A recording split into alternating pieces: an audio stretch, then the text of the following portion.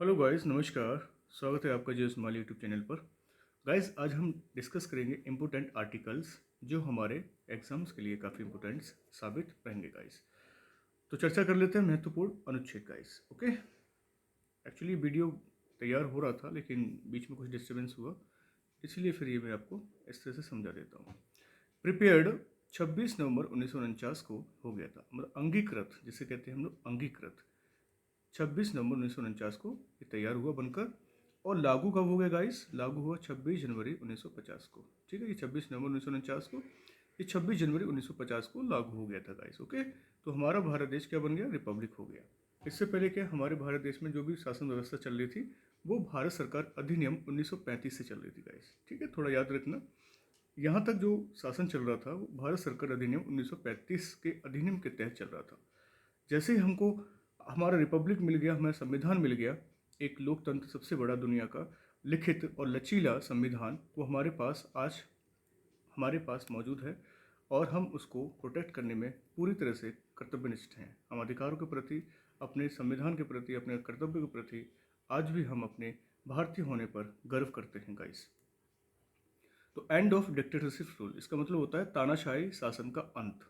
तानाशाही शासन का अंत लगभग बनने में 2 साल 11 महीने 18 दिन और 6 घंटे का समय लगा हमारे संविधान को बनने में। तकरीबन 65 लाख रुपए का इसमें खर्चा आया था। और जब ये बना हुआ था तो 18 पार्ट थे, लेकिन बीच में 22 पार्ट हुए। अब करंट की बात करें तो 25 पार्ट हैं गाइस, 25 पार्ट हैं और 8 अनुसूची हैं। लेकिन आज की डेट में 12 अनुसूची रहेंगी, 12 शेड्यूल हैं। लगभग 395 अनुच्छेद हैं और आज की डेट में कितने हैं गाइस? 464, कहीं कहीं 70 भी लिखा हुआ है। तो ये थोड़ा एक बेसिक जानकारी मैंने दी है। डिटेल्स में संविधान अगली क्लास में पढ़ेंगे। जब आपके अकॉर्डिंग कोई रिक्वायरमेंट होती है तो हम एक संविधान का, पूरा संविधान का वीडियो लेके आएंगे। तब तक के लिए हमने क्या, एक कुछ इंपॉर्टेंट आर्टिकल के बारे में यहाँ डिस्कस करेंगे गाइस। तो आर्टिकल नंबर 1 में क्या है? आर्टिकल नंबर 1 में है भारत राज्यों का संघ है। ठीक है, भारत राज्यों का संघ है। छोटे छोटे राज्यों से मिलकर क्या बना है? इंडिया बना है, union of the state guys. Article number 2 में क्या है? अगर कोई बाहर का पार्ट इंडिया में शामिल होना चाहता है तो उसका स्वागत है, लेकिन भारत से बाहर वापस नहीं जा सकता वो। इसलिए आर्टिकल नंबर 2 में है, आउटर या एक्सटर्नल कोई भी लैंड अगर पार्ट शामिल होना चाहती है इंडिया में तो वो शामिल हो सकती है, लेकिन बाहर नहीं जा सकती है। नंबर 3 में क्या है? इंटरनल, अगर अंदर कोई राज्य का टुकड़े होते हैं तो वो हो सकते हैं। संसद कर सकती है, राइट संसद को है, और नए राज्य बना सकती है। संविधान के अंडर के मतलब अंतर्गत नए राज्य निर्माण और क्षेत्र सीमाओं के नामों में परिवर्तन भी कर सकती है। तो ये सारी चीज़ें यहाँ पर लिख दी हैं। एग्जाम्पल क्या है? आंध्र प्रदेश, और आंध्र प्रदेश में तेलंगाना आपका आज़ाद हुआ था और 2014 में ये बना हुआ था। ठीक है, सेपरेट हुआ तेलंगाना, 2014 में ये बना। 2 जून 2014 को इसकी क्या हो गई? स्थापित कर दिया गया इसको। कानून के समक्ष समानता 14 में है। वैसे मैं अभी थोड़ा यहाँ बता देता हूँ। भारत की नागरिकता के बारे में हमको पता है, सिटीजनशिप कहाँ से टेकन की गई थी? ये टेकन किया गया था आपको ब्रिटेन से गाइस। ओके, ब्रिटेन ने हमको सिंगल सिटीजन दी। और जो article number, total article number अनुच्छेद 5 से 11 में है। 5 में क्या? डेफिनेशन हम बात करते हैं, ओनली डेफिनेशन। 6 में क्या है? ऐसे लोग जो पाकिस्तान से इंडिया आए। और 7 में क्या है? ऐसे लोग जो इंडिया से पाकिस्तान वापस चले गए थे। एक छोटी सी मूवी बनी इसके ऊपर, गदर एक प्रेम कथा, देखिएगा कैसे माइग्रेंट होता है और किस तरह से एक बहुत बड़ा नरसंहार होता है। जब आज़ादी के समय पर भागदौड़ होती है, मारकाट बहुत सारी होती है। आर्टिकल नंबर 14 में क्या? कानून के समक्ष क्या है? सब समानता है। मतलब कानून हमारा जो है उसके सामने सब कुछ क्या बराबर है, क्योंकि विधि है। विधि में चाहे एक आपका मजदूर आदमी हो, चाहे प्राइम मिनिस्टर हो, उसके सामने क्या? कानून बराबर रहेगा। इसलिए कानून की जो मूर्ति होती है उसकी आंखों पर काली पट्टी बंधी होती है। क्यों? क्योंकि वो सबको एक समान देखना चाहती है न्यायालय के अंदर। ठीक है गाइस, तो कानून के समक्ष समानता 14 में रहेगा। 15 में क्या है गाइस? धर्म, जाति, मूल वंश, लिंग आदि के भेदभाव पर रोक लगानी है। लेकिन ऐसा है? ऐसा आप अगर इंडिया घूमेंगे तो सबसे ज़्यादा यही मिलेगा आपको, क्योंकि धर्म, जाति, मूल वंश, लिंग आदि के भेदभाव पर हम रोक नहीं लगा पा रहे हैं। संविधान में लिखा हुआ है कि रोक लगानी है, हमको ये चीज़ें नहीं माननी है।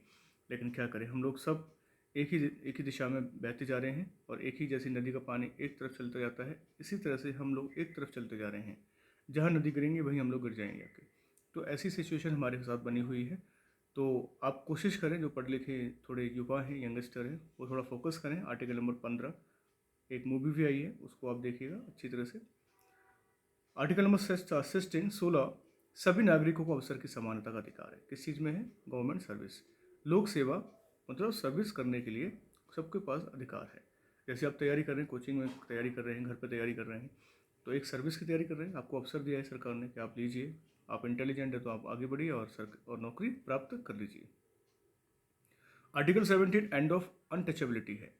अनटचेबिलिटी मतलब छुआछूत है। छुआछूत का अंत कर दिया गया है, क्योंकि भेदभाव ज़्यादा था। अगर किसी को एड्स हो जाए, कोड हो जाए, टीबी हो जाए, उसमें क्या लोग क्या करते, छुआछूत को ज़्यादा ही मानते थे, है ना, अस्पृश्यता का अंत। और साथ में जो एससी का है, एसटी का है, लोअर कास्ट का है, तो उसमें भी काफ़ी छुआछूत देखा गया था। इसलिए संविधान ने आर्टिकल नंबर 17 में मेंशन किया है कि सब लोग क्या करेंगे, छुआछूत का अंत करेंगे, कोई भेदभाव इस तरह का किसी भी प्राणी के साथ नहीं करेगा। 18वां एंड ऑफ टाइटल्स है गाइस, एंड ऑफ टाइटल्स। और टाइटल्स किस प्रकार के, कि उपाधियों का अंत हम लोग करेंगे। उपाधि कैसी, कि जो अगर देश में कोई अपने आप को महाराजा राजा साबित करता है तो वो नहीं चल पाएगा, ठीक है। संविधान के अकॉर्डिंग उपाधियां जो दी गई हैं वैलिड, वही हमारी मान्य रहेंगी। जैसे कि आपकी कौन सी वैलिड है? शिक्षा की उपाधि है, डॉक्टर हैं, प्रोफेसर्स हैं, टीचर्स हैं, ठीक है, और भारत रत्न हैं और पद्मश्री हैं, जो भी अवार्ड्स हैं, लीगल अवार्ड्स हैं, वो भी हमारे वैलिड रहेंगे। सेना में जितने भी हमारी रैंक हैं वो भी हमारी क्या है, वैलिड रहेंगी, क्योंकि वो उपाधियाँ सरकार द्वारा हमें दी गई हैं। और बिना हम उसकी उपाधि लेते हैं प्रेसिडेंट की अनुमति के, वो हमारी इनवैलिड मानी जाएगी। ठीक है गाइस, तो 18 में है ये सारी चीज़ें। कोई चाहे इसमें क्रिकेटर्स हों, चाहे बॉलीवुड स्टार्स हों, चाहे बिल्डर्स हों, कोई भी एनी पॉलिटिशियन हो सकता है। और कोई भी अगर कहीं बाहर भी देश विदेश से लेता है तो वो भी प्रेसिडेंट की अनुमति होनी चाहिए उस चीज़ में, तभी वो उपाधि ले सकता है। ओके, 19 में क्या है? राइट टू स्पीच है, बोलने का अधिकार है हम सबको, हम बोल सकते हैं, लेकिन गाली का अधिकार नहीं कि आप गाली दे दो। गाली बोलने में नहीं आती है, ठीक है, गाली एक मिसबिहेव कैटेगरी में शामिल होती है। Right to freedom of press है, इसमें देखा जाए रैंक कितनी है, 150 दे रखी है कि हमारी प्रेस को रैंक जो मिली है 150 है।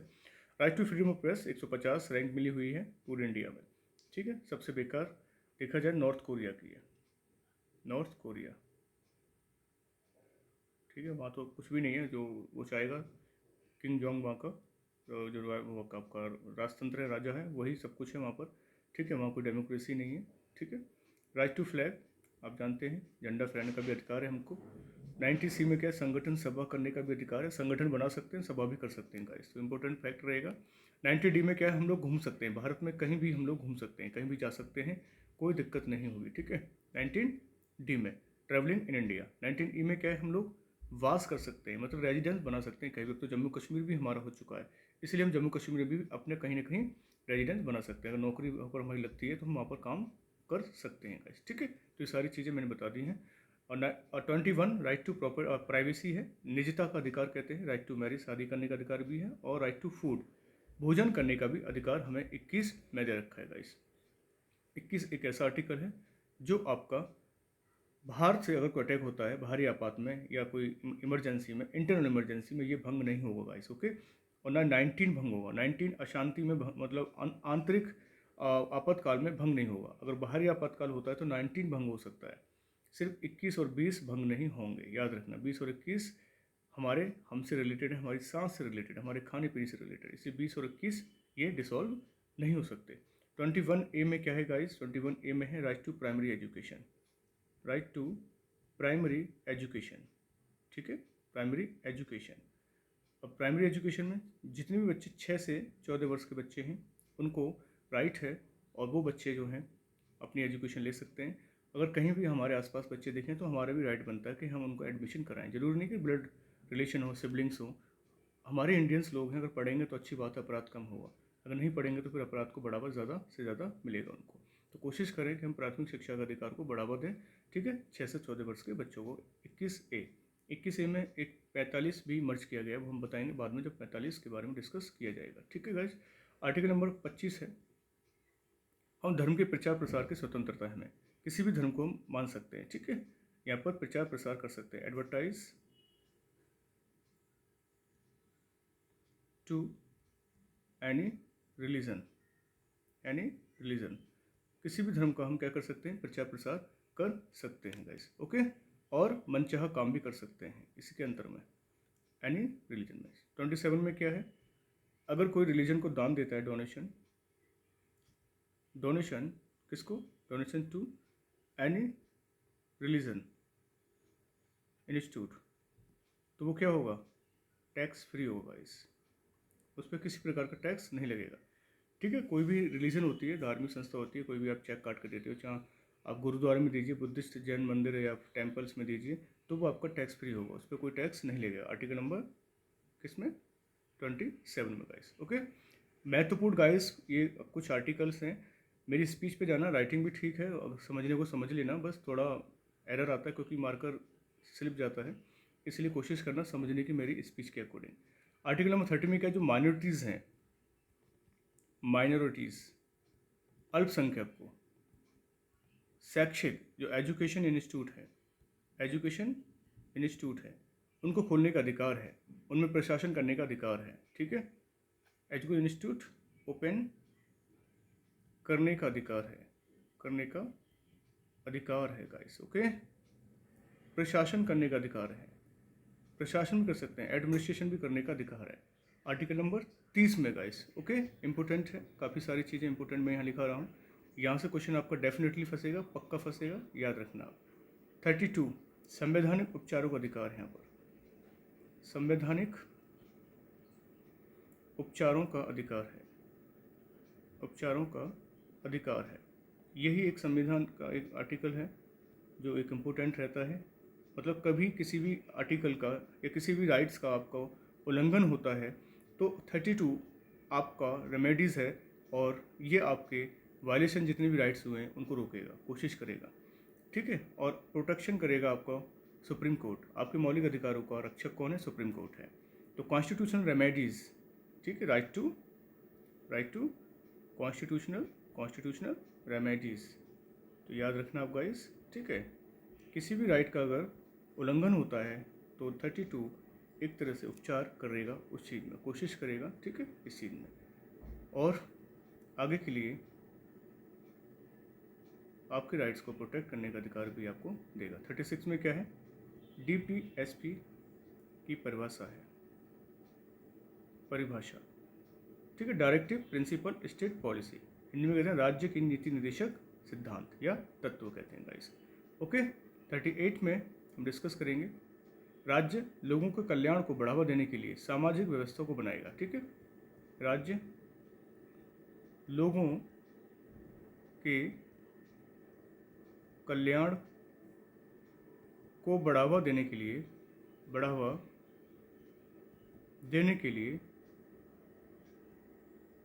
सामाजिक व्यवस्था समाज व्यवस्था कायम करेगा। ठीक है, या समाज व्यवस्था को बनाए रखेगा, बनाएगा। सिंपल सा पॉइंट है गाइस, ठीक है, याद रखना। 38 में है जो राज्य के नीति निर्देशक सिद्धांत हैं, ये हिंदी में, ये वाद योग्य नहीं है, इस पे हम किसी प्रकार का केस नहीं कर सकते गाइस। ठीक है, 39 में 39 निशुल्क कानूनी सहायता, ठीक है, मतलब फ्री लीगल एड। किस तरह से है? कोई भी अगर गरीब है, कई वर्षों से जेल में बंद है और उसके लिए कोई उसके खुद के रिश्तेदार सक्षम नहीं है, पैसे नहीं है, तो सरकार अपना सरकारी वकील अपॉइंट करके उसको कानूनी सहायता प्रदान करेगा, उसको बाहर निकालेगा। किसी प्रकार की कानूनी सहायता आपको निःशुल्क ही मिलेगी, उसमें कोई फीस नहीं है। ठीक है, चाहे आप किसी जज के साथ या फिर आपके किसी का आपके वकील हैं, सरकारी वकील हैं, उनके साथ बैठक कर सकते हैं, तो वो आपको पूरी तरह से कोऑपरेट करेंगे। सरकारी वकील ही इसलिए होते हैं कि आपकी मदद की जाए। 40 में ग्राम पंचायत गाइस, विलेज पंचायत, सब जो जानते होंगे विलेज पंचायत। ठीक है, ग्राम पंचायत इंपॉर्टेंट रहता है, काफ़ी फैक्ट है, क्योंकि जो विलेज पंचायत है, वैसे पंचायत को जो फॉर्मूला दिया था बलवंत राय मेहता ने दिया था 3 टायर में, क्योंकि विलेज दिया था, ब्लॉक दिया था एंड डिस्ट्रिक्ट लेवल पे दिया था। तो विलेज जो है सिर्फ 40 में, और वैसे पंचायत 243 से लेकर 243 ओ तक है। ठीक है, सिर्फ गाँव की पंचायत है वो 40 में। इसमें प्रधान और सरपंच आपका हेड रहता है, जो 5 साल के लिए बैठाया जाता है। 21 वर्ष इसकी एज होनी चाहिए पंचायत प्रधान बनने के लिए, और लगभग 10th एजुकेशन पास होना चाहिए उसके पास। ठीक है, किसी भी पॉलिटिक्स में योग्यता नहीं है, सिर्फ पंचायत और प्रधान के चुनाव में योग्यता निर्धारित कर दी गई है, और इसके चुनाव कराने की गारंटी गाइस कौन लेगा? राज्य निर्वाचन आयोग। ठीक है, राज्य निर्वाचन आयोग, भारत सरकार नहीं लेगी, राज्य निर्वाचन आयोग, याद रखना है। Election commission of the state इसकी गारंटी लेती है guys. Okay. 41 right to work है, आपको काम करने का अधिकार भी दे रखा है, कुछ भी काम कर सकते हैं, ठीक है, ऐसा नहीं कि आप काम नहीं कर सकते। 44 में क्या है, नागरिक के लिए एक समान नागरिक संहिता है, ठीक है, एक समान नागरिक संहिता है, ठीक है, यूनिफॉर्म सिविल कोड 44 में है। और सबसे पहले लागू करने वाला कौन सा है, गोवा है। अब दूसरा राज्य कौन बन गया, उत्तराखंड बन गया गाइस, याद रखना है, यूनिफॉर्म सिविल कोड। 45 में जो मैं अब बता रहा था वो मर्ज हो चुका है 21A में, 6 साल से कम उम्र के बच्चों के लिए अनिवार्य शिक्षा का प्रदान किया गया है, ठीक है। तो वो किस में कर दिया गया मर्ज, मैं यहाँ लिख देता हूँ, 21A में मर्ज किया गया है। और कब किया गया, 86वें संशोधन के द्वारा, 2002 के द्वारा, ये इम्पोर्टेंट फैक्ट है। 45 मर्ज हो गया 21A, तो यहाँ पर जो शिक्षा है वो दी जाती है ऑलरेडी, तो 2 आर्टिकल ने बना के एक कर दिया है। तो 45 में ये कोई ना कोई चीज़ें में मर्ज करेंगे अभी, ठीक है गाइस। 48 में आपका रहेगा एनवायरमेंट से रिलेटेड, ठीक है, पर्यावरण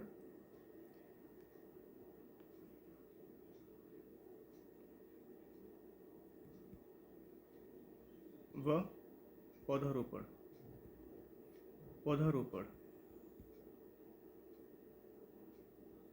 और पर्यावरण सुरक्षा रखना है और पौधारोपण भी करनी है 48 के अंतर्गत। 48A के अंतर्गत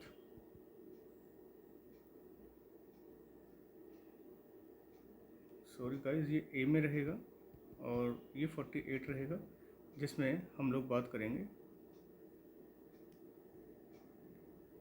कृषि पालन और पशुपालन। दुधारू पशु उनको नहीं काटेंगे, और जो दूध नहीं देते उनको हम बूचड़ खाने में या स्लॉटर हाउस में भेज दिएंगे। कृषि पालन में जो भी कृषि है, ठीक है, बंजर हो उसको उपजाऊ बनाने की कोशिश करेंगे, और हमारा अधिकार है कि हम कृषि भी कर सकते हैं, पशुपालन भी कर सकते हैं हम लोग, ठीक है। आर्टिकल नंबर 50 पूछा जाता है, वैसे 49 है, 49 में क्या है, हम लोग 49 में लिख लेते हैं, इम्पोर्टेंट रहता है। प्रोटेक्ट किसको करते हैं, protect to monuments, national buildings. ऐसा नहीं कि इसको तोड़ के हम लोग ताजमहल बना रहे हैं, ठीक है, या फिर मंदिर बना रहे हैं, ऐसा नहीं हो सकता। Monuments, national buildings, archaeological buildings, okay guys. 49 में हमें रक्षा करने का अधिकार है, हमें कुतुब मीनार, ताजमहल, हमारे जो राष्ट्रपति भवन है, हमारे जो पुरातत्व विभाग हैं, उन सबकी राइट करने का हमें अधिकार है, तोड़ने का अधिकार नहीं है। 50 में क्या कर रखा है, judiciary separate from executive,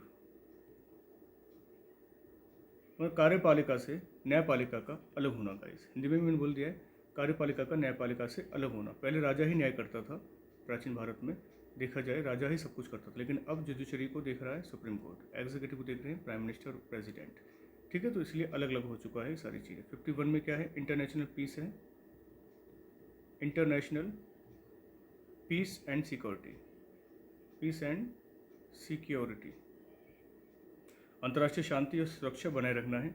Bharat हमारा 51 का ही पालन करता है, जो अंतर्राष्ट्रीय शांति और सुरक्षा बनाए रखता है। कई बार पूछे जाते हैं क्वेश्चन हमारे।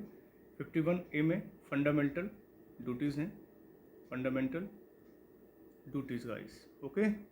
और ये हमारे लगभग आज की डेट में 11 हैं, पहले 10 थी जो जोड़ी गई थी, ठीक है, 42वें संविधान संशोधन में। कब, 42 अमेंडमेंट। मैं अलग से एक वीडियो लेके आऊँगा अमेंडमेंट का, तो अच्छा समझ में आएगा आपके।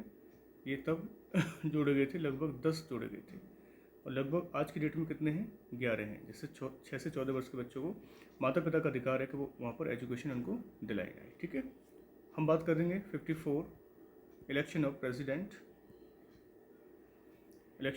प्रेसिडेंट के बारे में डिस्कस किया गया है यहाँ पर, कि राष्ट्रपति का निर्वाचन होता है 54 में, ठीक है। 60 में शपथ है, ठीक है, ओथ है, प्रेसिडेंट की ओथ है, यहाँ पर शपथ है, यहाँ पर शपथ गाइस 61 में इम्पीचमेंट महाभियोग है, हम हटा सकते हैं। सिर्फ महाभियोग एक पे लग सकता है, दो पे नहीं लगेगा, ठीक है। पहले महान्यायवादी पे लगता, वो उस पर सुप्रीम कोर्ट के मुख्य न्यायाधीश पे लगता था, लेकिन 61 में इम्पीचमेंट सिर्फ लगेगा राष्ट्रपति पर ही, ठीक है। किस पे लगेगा? प्रेसिडेंट पे गाइस, थोड़ा याद रखना है। मैं यार टफ नहीं बता रहा यहाँ पर और ज़्यादा लंबा बता रहा, जो वही बता रहा हूँ जो आपकी इंपॉर्टेंट है, ठीक है। 72 में क्या है कि सज़ा को कम करने का प्रावधान है, क्षमा दे सकता है, ठीक है। पार्डन पावर है, पार्डन पावर है किसके पास? प्रेसिडेंट के पास। पी का मतलब प्रेसिडेंट है गाइस। पार्डन मतलब क्षमा कर सकता है, क्षमादान शक्ति। अगर किसी को फांसी की सज़ा हुई है तो क्षमा कर सकता है, उसको कम भी कर सकता है, ठीक है। ऐसी बात नहीं कि फांसी की सज़ा को माफ़ कर देगा, माफ़ भी कर सकता है, उसको कम भी कर सकता है, ठीक है, तो याद रखना। 74 एक इसमें मंत्री परिषद का गठन किया गया है, सेंट्रल काउंसिल, केंद्रीय काउंसिल ऑफ मिनिस्टर, ठीक है। मंत्री परिषद गठन किया गया इसमें, जो एडवाइस देती है, किसको एडवाइस देगी? Advice to president, vice president and PM. Okay guys, P VP PM, president, vice president और प्राइम मिनिस्टर को सलाह देने का काम करेगी मंत्री परिषद। और मंत्री परिषद किसके प्रति उत्तरदायी रहती है? लोकसभा के प्रति उत्तरदायी रहेगी गाइस, ठीक है। 78 में क्या लिखते हैं हम लोग, क्या डिस्कस करते हैं? राष्ट्रपति को जानकारी देने आदि के लिए प्रधानमंत्री कर्तव्य होते हैं, मतलब पीएम के कर्तव्य क्या है? राष्ट्रपति को जानकारी प्रदान करना। कौन सी? ठीक है, राष्ट्रपति को जानकारी प्रदान करना, देश की हालत कैसे हैं, देश की रिपोर्ट कैसी, देश के विकास किस प्रकार के हैं, उन सब की जानकारी देगा प्राइम मिनिस्टर राष्ट्रपति को। याद रखना है। 110 में मनी बिल को दर्शाया गया है। मनी बिल जिसे कहते हैं हम दो, धन विधेयक, धन विधेयक की परिभाषा इसमें दे रखी है। इंपॉर्टेंट फैक्ट लिखाएंगे जो पूछे जाते हैं, बार बार पूछे जाते हैं आपके आर्टिकल से, तो प्लीज़ थोड़ा आप रिव्यू कर लीजिएगा, ठीक है, देख लीजिएगा। 112 में क्या वार्षिक वित्तीय विवरण है, मतलब बजट है, ठीक है, वार्षिक, एनुअली फाइनेंशियल ईयर है। बजट का वैसे कोई प्रावधान नहीं है संविधान में, लेकिन फिर भी हम थोड़ा समझने के लिए लिख देते हैं। एनुअली फाइनेंशियल ईयर है 112 में, 112 में, ठीक है, याद रखना है। 123 में राष्ट्रपति के पास कौन सी पावर है? ऑर्डिनेंस, ऑर्डिनेंस पावर है। ऑर्डिनेंस पावर मतलब अध्यादेश की शक्ति है गाइस। अगर सत्र नहीं चल रहा है तो इमरजेंसी में संसद का सत्र कौन बुला सकता है? राष्ट्रपति, ठीक है। 3 सत्र होते हैं, ठीक है, एक तो ग्रीष्मकालीन होता है मतलब समर सत्र, एक शीतकालीन होता है, ठीक है, कोल्ड सत्र, और एक मानसून सत्र होता है। 3 होते हैं, और तीनों नहीं चल रहे हैं तो इमरजेंसी में ऑर्डिनेंस पावर बुला सकता है कौन?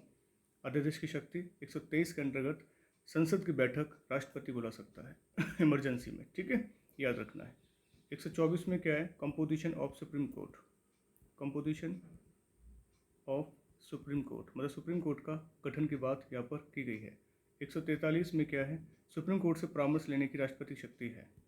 सुप्रीम कोर्ट से परामर्श लेने की, ठीक है, राष्ट्रपति के पास शक्ति है, राष्ट्रपति की शक्ति। राष्ट्रपति जब चाहे सुप्रीम कोर्ट से किसी भी मैटर पर क्या ले सकता है? परामर्श ले सकता है।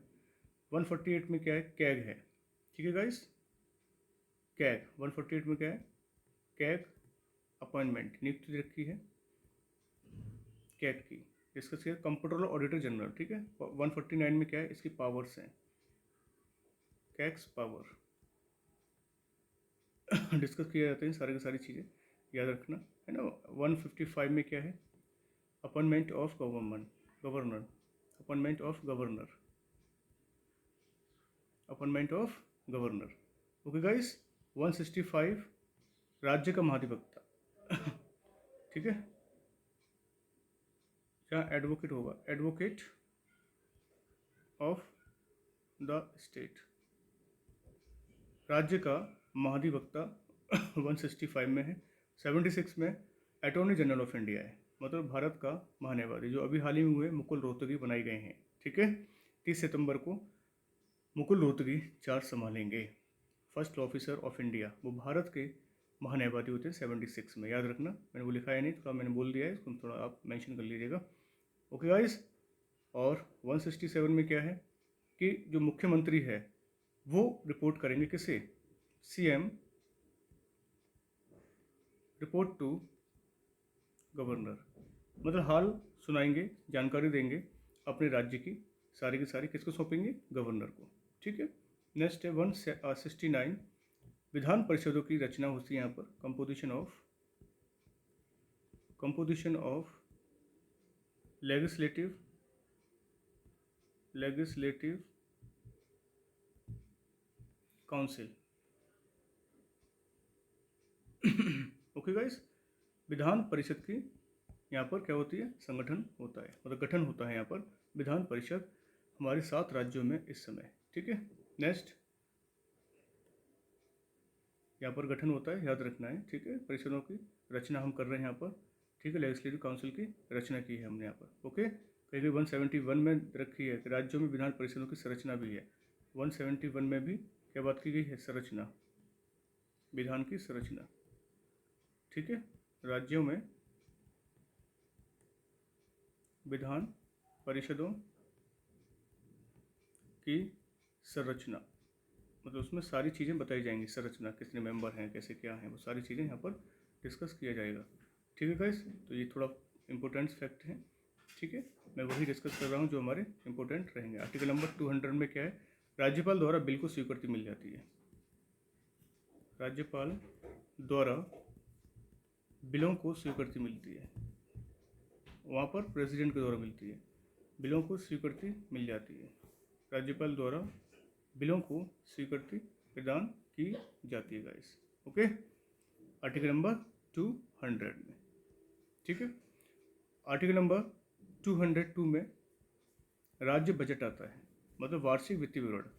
बजट की परिभाषा तो नहीं है इसमें, लेकिन वार्षिक, अभी मैंने बताया था 112 में, और राज्य का 202 में वार्षिक वित्तीय विवरण का हम डिस्कस करते हैं, अर्थात इसमें राज्य बजट डिस्कस किया जाता है गाइस। ओके, 212 में न्यायालय, इसमें लिखते हैं, न्यायालयों को राज्य विधानमंडल की कार्रवाई के बारे में पूछताछ करने का अधिकार नहीं होता है। ठीक है, न्यायालयों को राज्य विधान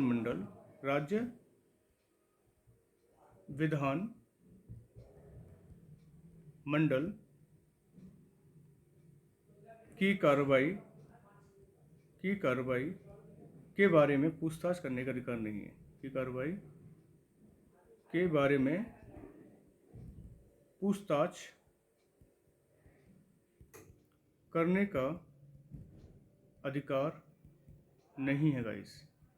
ठीक है, 212 में याद रखना है, इम्पोर्टेंट रहता है आपका ये। 214 की बात करेंगे हम लोग। ठीक है, 214 राज्यों के लिए उच्च न्यायालय की व्यवस्था है, मतलब हाई कोर्ट्स है इसमें, राज्यों की हाई कोर्ट्स इसमें दे रखी हैं। ठीक है, और 226 में है उच्च न्यायालय की रिट जारी करने की शक्ति। ठीक है, रिट, बस थोड़ा प्रॉब्लम आ रहा है, थोड़ा रिट जारी करने की शक्ति। ठीक है, किसको शक्ति है? हाई कोर्ट को। किसको? हाई कोर्ट को गाइस। ओके, 243 बी पंचायतों का गठन होता है, कई बार पूछा गया है ना। पंचायतों का गठन क्या रखा है इसमें? पंचायतों का गठन। मैंने बताया पंचायत का फॉर्मूला दिया था, किसने दिया था? बलवंत राय मेहता ने। सी में इसमें संरचना है, कई बार पूछे जाते हैं सारे क्वेश्चन ये, पंचायतों की संरचना कैसी है। ठीक है, और पंचायतों का चुनाव किस में आता है गाइस? के में आता है चुनाव। पंचायतों का चुनाव किस में आएगा? के में आएगा। पंचायतों का चुनाव इसमें के में रहेगा गाइस। ठीक है, 263 में आपकी अंतर्राज्यीय परिषद है एक, ठीक है, अंतर राज्य परिषद, इंटरस्टेट काउंसिल, इंटरस्टेट काउंसिल की बात की गई 263 में। ओके, याद रखने कुछ 280 में वित्त आयोग की स्थापना की गई है। फाइनेंस कमीशन, फाइनेंस कमीशन की स्थापना की गई है, फाइनेंस कमीशन 280 में गाइस। ठीक है, फाइनेंस कमीशन की स्थापना की गई है, याद रहेगा आपको। ठीक है। 312 में आईएएस की सेवाएं हैं, सारी की सारी अखिल भारतीय सर्विसेज हैं, आईएएस सर्विसेज। ठीक है, 312 में है। 315 में क्या है, संघ और राज्यों के लिए लोक सेवा आयोग की स्थापना। ओके गाइस, 315 में संघ व राज्यों के लिए लोक सेवा आयोग की स्थापना, लोक सेवा आयोग की स्थापना। ओके गाइस, संघ में अलग है, राज्यों के लिए अलग है लोक सेवा आयोग, जो आप पीसीएस और आईएएस की बात हम लोग करते हैं। ठीक है, लोक सेवा आयोग के कार्य होते हैं 320 में, लोक सेवा आयोग के कार्य, लोक सेवा आयोग के कार्य हैं, मतलब कैसे काम करेंगे ये लोग, आयोग के कार्य, फंक्शन है इसमें, किस तरह से ये लोग अपनी ड्यूटी को फॉलो करेंगे। 323 ए में क्या रहेगा, प्रशासनिक न्यायाधिकरण, एडमिनिस्ट्रेशन ट्रिब्यूनल है इसमें, एडमिनिस्ट्रेशन ट्रिब्यूनल, ट्रिब्यूनल। ओके, प्रशासनिक न्यायाधिकरण के बारे में बात की गई है। 324 में election commission of India, election commission of India guys, election commission, थोड़ा टॉपिक लंबा हो जाएगा, थोड़ा देख लीजिएगा, इंपॉर्टेंट मैं थोड़ा लिख रहा हूँ यहाँ पर। ठीक है, बाकी सारी डिटेल्स मैं बताऊँगा, बस 324 में इलेक्शन कमीशन ऑफ इंडिया है। ठीक है, थोड़ा पढ़ना तो पड़ेगा ही, ये नहीं कि फिर जल्दी फटाफट से करा दो। 352 में क्या है, एक आपात की उद्घोषणा होती है, राष्ट्रीय आपात, जिसे कहते हैं नेशनल इमरजेंसी। कोई भी अगर भारी अटैक करता है हमारे ऊपर तो हम लोग क्या लगा देंगे, नेशनल इमरजेंसी लगा सकते हैं उस पर। ठीक है, 356 में क्या है, हम अपने देश में तो नेशनल इमरजेंसी लगा सकते हैं अगर कोई भारी अटैक होता है तो। यहाँ प्रेसिडेंट रूल है, प्रेसिडेंट रूल है, प्रेसिडेंट मतलब राष्ट्रपति शासन है। अगर किसी भी राज्य की व्यवस्था फेल होती है, कानून व्यवस्था, तो वहाँ का राज्यपाल राष्ट्रपति को पत्र लिखेगा और प्रेसिडेंट रूल की सिफारिश कर सकता है। ठीक है, 360 में क्या है, वित्तीय आपात है, फाइनेंशियल इमरजेंसी है, फाइनेंशियल इमरजेंसी की हम बात करते हैं। ठीक है, 360 में, लेकिन अभी तक नहीं लगा ये, याद रखना। प्रेसिडेंट रूल तो कई बार लग चुका है, नेशनल इमरजेंसी 3 बार लग चुकी है, और प्रेसिडेंट सबसे ज़्यादा लगा है उत्तर प्रदेश में, वो भी 11 बार। कितनी बार, 11 बार लगा हुआ है। ठीक है, तो ये सारी चीज़ें आप करेंगे। 368 में है आपका अमेंडमेंट, संशोधन की प्रक्रिया। Okay guys, amendment procedure in constitution. कोई भी चीज़ चेंज करना हो, क्योंकि हमारा संविधान क्या लचीला है, तो कोई भी चेंज करना हो तो हम 368 के तहत हम चेंज कर सकते हैं। 370 जम्मू कश्मीर के लिए कुछ पावर थी, वो हमारा डिसमिस हो चुका है, जम्मू कश्मीर से रिलेटेड था, वो हटा दिया गया है। तो यहाँ तक आप कोशिश करें पढ़ने की, और महत्वपूर्ण आर्टिकल्स मैंने मेंशन करा दिए हैं। पक्का गाइस यहाँ से आपके प्रश्न देखने को मिल जाएंगे। ठीक है, यहाँ तक मैंने फुल स्टॉप लगा दिया। वैसे आप देखा जाए तो आप एक क्वेश्चन और लिख सकते हैं, 343 से लेकर 351 तक हमारी कुछ भाषाएं हैं। यहाँ पे लैंग्वेज आ जाएंगी, लैंग्वेज का प्रावधान है इसमें। 343 जो है वो हिंदी भाषा को दर्शाया गया है। तो यहाँ तक हम लोगों ने आर्टिकल सब देख लिए, इंपॉर्टेंट फैक्ट देख लिए हैं। ठीक है, आप 1-2 बार देखेंगे तो पक्का आपको थोड़ा रिमाइंड हो जाएगा, रिवाइज हो जाएगा। कोशिश करें रिवाइज करने की, बहुत ही इंपॉर्टेंट फैक्ट्स हैं मैं जो लेके आया हूँ यहाँ पर। प्लीज़ आप 1-2 बार इसको देखिएगा, ज़रूर आपको याद होगा, ज़रूर आपके पेपर में फंसेगा। अच्छा लगे तो फिर आप आगे इसको बढ़ाइएगा। ठीक है, और आगे के लिए हम लोग अच्छा कंटेंट के साथ पेश करेंगे, और तब तक के लिए आपको नमस्कार।